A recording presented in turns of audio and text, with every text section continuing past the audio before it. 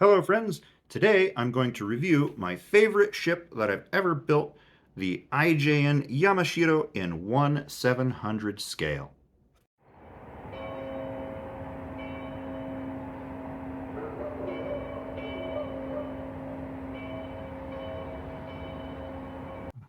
First off, I think the Japanese built some of the most beautiful and fearsome looking ships in the world. Almost without exception, they are sleek and trim and bristling with as many of the heaviest caliber guns as possible. It may not have been the most realistic combination for warfighting, but it looks badass. The Yamashiro is no exception, as it boasts no less than 6 turrets with two 14-inch guns each. Add to that the stately pagoda mast towering over the massive guns like a king high atop a mountain castle, and you've got one incredibly good-looking ship. The whole thing seems to thrum with power, and this is just in the 1/700 scale. So if you know about the 1/700 scale, then you know that it is very small, like tiny.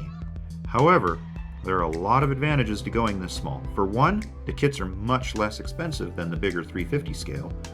There's a huge variety to choose from. Like, honestly, I think that one could actually build the entire Imperial Japanese Navy from any given year in World War II if you wanted to. And since they're small, you can have a bigger collection. And finally, since they're so small, it actually is pretty easy to make them look well detailed. As long as you've got a reasonably steady hand, a small measure of patience, and a pair of needle-nose tweezers, you should be fine. Oh, maybe some good eyeglasses too.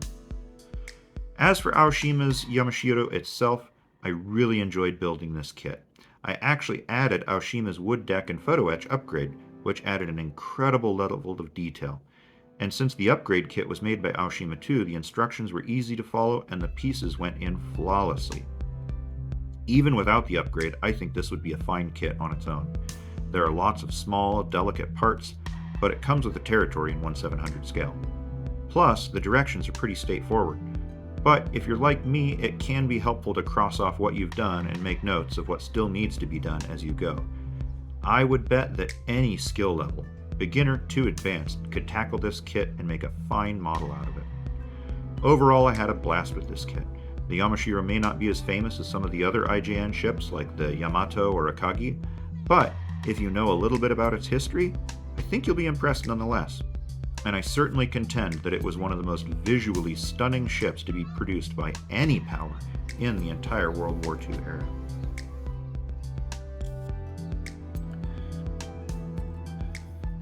So there it is. I think it was a great kit. I think you'll think it's a great kit too. Stick with me next week. I'm actually going to be tackling the KV2, as long as I can finish it. So if you want, go ahead and subscribe so you don't miss that. I'm going to keep trying to crank these out once a week, so we'll see how that works out too. Also, I hope you found this review helpful. If you want to build it, let me know and actually show me. Maybe you can show me what you did with it too. I think it'd be kind of fun. I'd like to hear your perspective on it too. Go ahead and leave a comment and let me know. Anyway, as always, I wish you joy in your lives, and I will see you again soon.